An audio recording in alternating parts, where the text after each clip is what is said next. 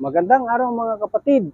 Balak nyo ba na mag-long distance o mag-long drive kasama yung pamilya nyo gamit yung sarili nyong sasakyan? Mayroon pa akong tips sa inyo na dapat nyong gawin bago kayo mag-long distance para maiwasan yung mga hindi inaasahang mga problema sa daan. Meron akong ibigay sa inyo na guide. Ito po ay Blue Baggage. So ito po yung acronym ng Blue Baggage mga kapatid. B is battery, L is light, O is oil, W is water.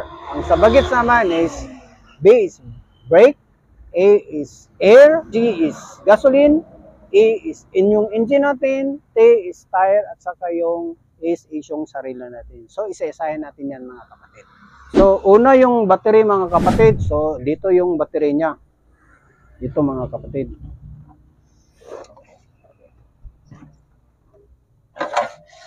Ito yung sa may battery mga kapatid. So check nyo, baka mayroong mga carbon, mga loose contact niya mga kapatid.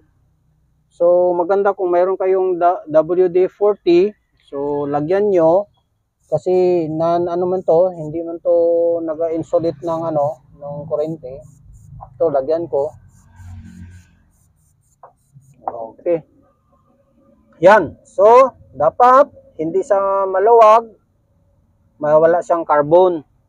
So, check nyo din doon sa kung mayroon kayong battery gauge, ako mayroon man akong battery gauge, i-check nyo doon. Dapat, pag mag-start yung engine, dapat aabot siya ng 14.9 o 14.8 battery volts niyan. So, okay yung charging ng nyo, alternator, at saka yung battery nyo. So, dito pa lang, alam nyo na kung ano yung status ng battery nyo. So, kung mayroon naman ibang battery, mayroon yung indicator dito na dapat kulay green. Ibig sabihin, condition yung nyo, yung battery kasi mayroon yung kulay green, kulay black. So, pag kulay green, so okay yon. So, yun mga kapatid, tapos natin sa battery. Pangalawa mga kapatid is light. So, tapos sa B, L, light. So, dapat yung sasakyan nyo. I-on.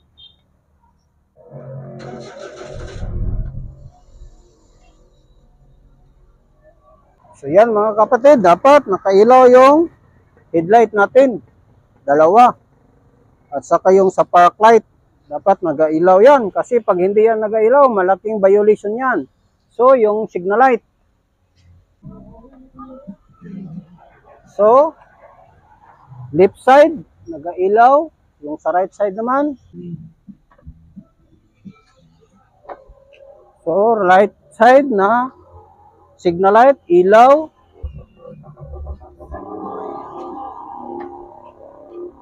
Hazard, ilaw.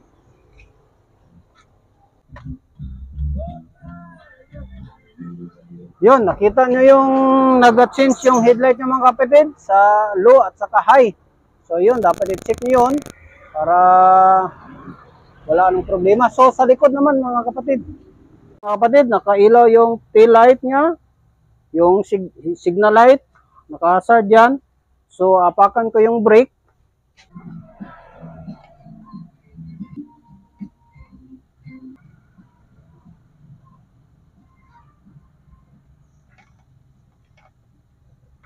So nakita niyo yun mga kapatid, pag mag-brake ako, naka-ilaw dito at saka sa kabila, saka dito. So dapat condition yan mga kapatid kasi violation lang pag hindi nag-ano.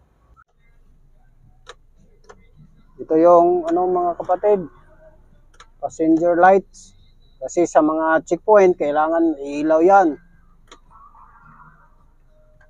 So okay na yung lights mga kapatid. So sa oil na naman tayo. So buksan natin yung engine natin. Okay, yung pangatlo mga kapatid is O is oil. So ito yung sasakyan natin, transformer, nandito lang yung oil mga kapatid. So ito, check nyo yung oil. Para katulad nito, dapat i-check nyo yung kulay. Kung okay pa, kung bagong change oil kayo, mas maganda. Pero i-check nyo yung level ng oil nyo. So linisin nyo lang yan. So ibalik nyo doon sa niya.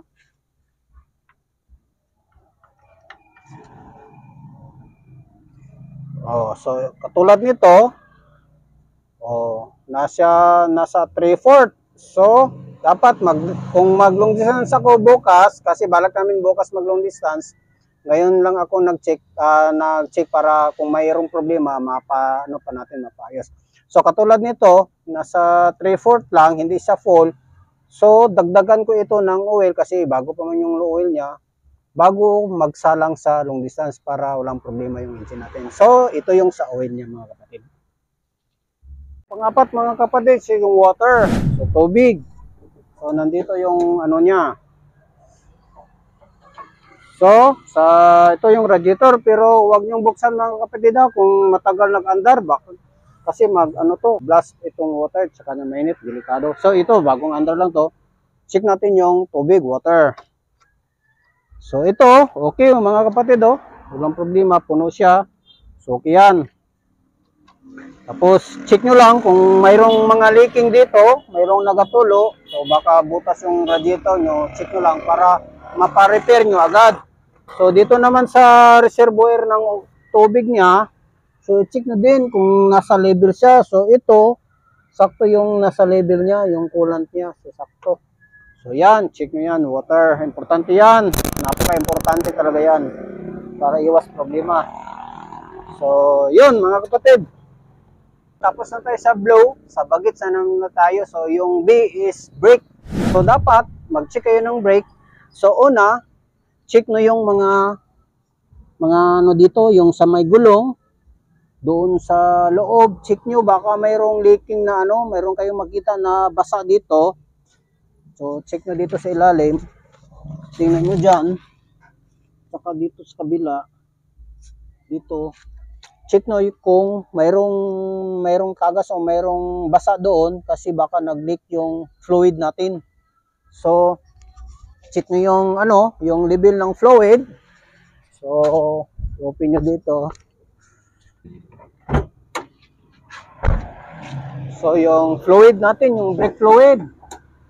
So, ito yung lalagyan ng brake fluid mga kapatid. So, dapat puno ito. So, ito, okay lang to na mapuno pa to eh. So, check nyo yan, yung fluid nyo. Kasi ito yung gamit sa brake. So, okay na to. So, yun nga, yung sabi ko, check na yung mga gulong nyo. Dito, na-check na sa kabila, wala na. Sa likod, check nyo din kung mayroong basa. Doon sa kabila. So, na-check ko na doon. So, walang basa. At saka, ipaandar nyo yung makina, apakan nyo yung brake kung hindi ba siya, yung matigas ba o nagano, tapos patakbuhin nyo konti yung sasakyan nyo. So, ito, gawin nyo.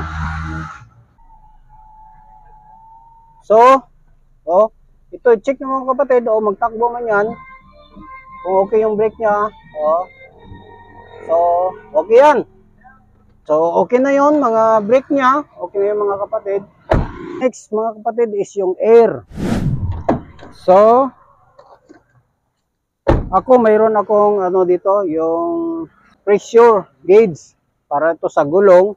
So, para ma-check nyo yung mga gulong nyo sa hangin o air ng gulong nyo kung sakto yung gauge nya. So, check natin.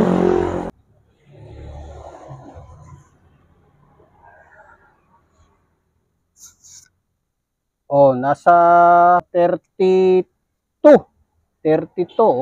So, yung sa akin mga kapatid, yung hangin ko is 35 lahat yung gamit ko. So, ngayon nasa 32.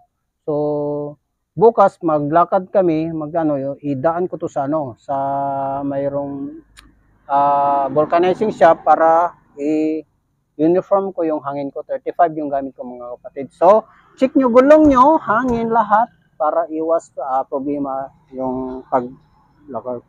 So, yun mga kapatid. Next mga kapatid is sa bagets is yung liter G gas.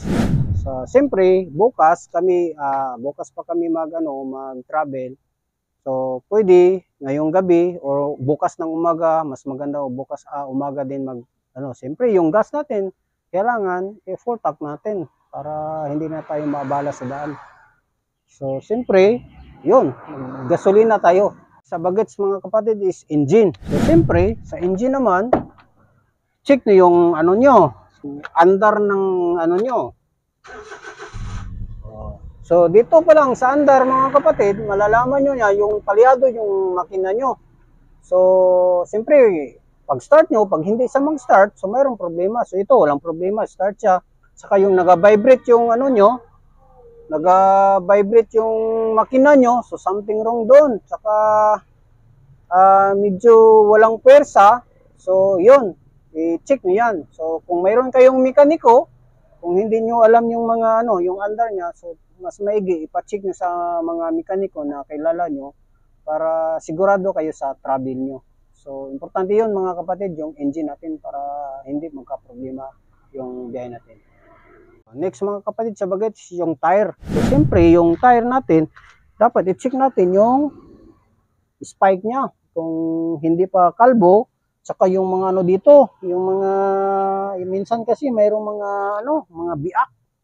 So check nyo dito, doon sa likod naman, check nyo sa kaliwa kanan. So check nyo lahat, yung kalbo, yung expiry, baka expire din. Tapos yung baka mayroong mga biak-biak, so delikado yun. So check nyo yan. So, yung last mga kapatid is siyempre mag-drive. Sino yung mag-drive? Siyempre dito ako yung mag-drive. So dapat handa yun natin yung sarili natin. So bukas magbiyahe kami. So dapat maaga ako matulog, iwas inom, alak, iwas, dapat kondisyon, dapat walang sakit. So pag mayroon kayong masamang pakiramdam, so mas maigi mag-rest kayo o ano kayo, magamot kayo. So, dapat ready kayo sa biyahe nyo. Yung sarili mismo natin, ihanda natin sa biyahe kasi isang kisap mata lang, marami ng ano, mga kapatid. Isang sipyat, isang mistake natin, maraming mangyayari sa buhay natin mga kapatid. Lalo na kasama natin yung pamilya. So, yun mga kapatid, tapos na tayo sa Blue Bucket. So, mayroon lang kayo akong additional na dapat mayroon tayo, spare, magbiyahe tayo. So sa akin mga kapatid, hindi ko talaga hindi ko ito pwede iwan. So ito yung ano natin mga kapatid, additional. So mayroon akong fire extinguisher mga kapatid. So kasi sa daan hindi natin alam yung mga trouble kasi marami na akong experience, marami na akong kita na magbiyahe, magkasunog. So hindi na sana mangyari sa atin. So meron tayong ganito, fire extinguisher. Mura man lang ito mga kapatid. So iwas ito at saka makatulong din tayo. Baka may madaanan tayo doon na kailangan ng ano, yung fire extinguisher, ibigay natin. Saka yung ano mga kapatid, yung early warning device. Importante yun. So ito mga kapatid, kailangan din ito. Yung early warning device. Kasi sa mga mga HPG Highway Patrol, nahanap ito nila.